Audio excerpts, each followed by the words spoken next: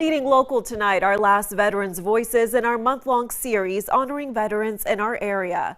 Tonight, from historian to ambassador, this Vietnam-era Army veteran lives a meaningful life.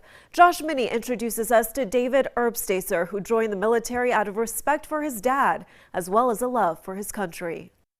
After earning a certificate in plumbing from the North Dakota State College of Science, David Erbstaser walked into the Army Recruitment Center in Bismarck in 1962. And I thought, well, my dad, a World War II veteran, he was married when he went in, and it's tough on married people. I thought, I don't want to be in the service as a married person. Puts too much hardship on the wife. So I went in the recruiting offices and I signed up. And went home and told my dad I found a job. And he says, okay. And my mother did not quite like that, but she accepted it. After months of training, 19-year-old Erbstaser arrived at a cold and remote post just south of the Korean demilitarized zone that same year in 1962. I worked on the missile site. I worked patrols. I was on guard duty in the perimeter fence.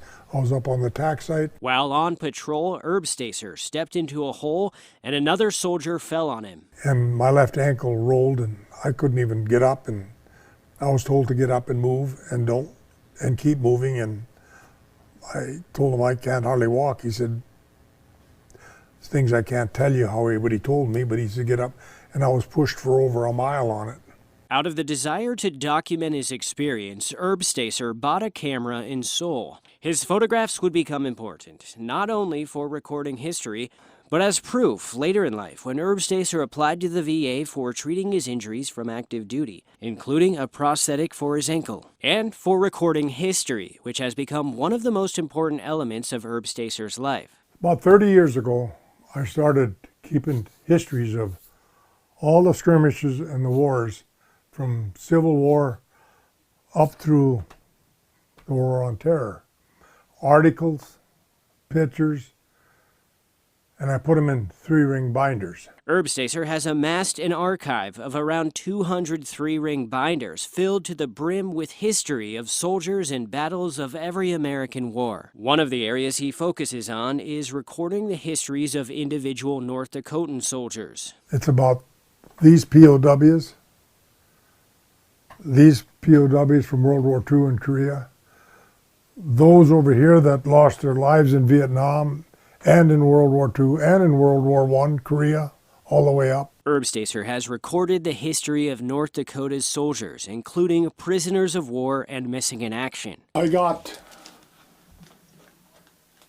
all the POWs from North Dakota, from World War II, up through Vietnam, and maybe some from Desert Storm. And then I went around and found their grave sites and took pictures of their gravestones in North Dakota. If they were out of state, I probably had a picture sent to me. And that's where this book comes in. This is all Vietnam killed in action from North Dakota. All of these, and this is a tracing of their name off the Vietnam Wall. Erbstaser has preserved his dad Arnold's Eisenhower jacket, medals of honor, and artifacts he gathered while battling Nazi Germany in World War II. I know what he went through, and it was tough.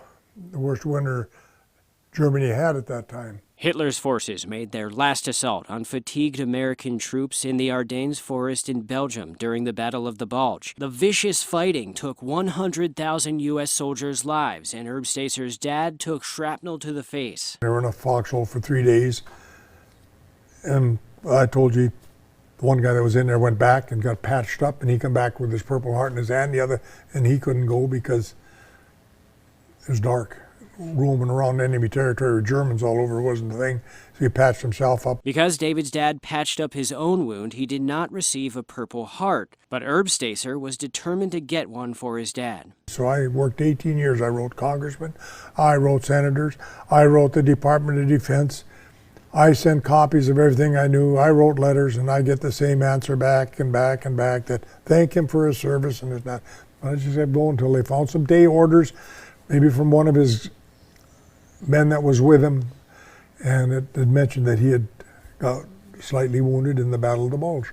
And on July 4th, 1998, Senator Kent Conrad presented Herb Stacer's dad, Arnold, with the Purple Heart on the state capitol grounds, a year before he passed away. Herb Stacer has devoted much of his life to saving and preserving history for those who have risked and gave the ultimate sacrifice. It keeps me at peace.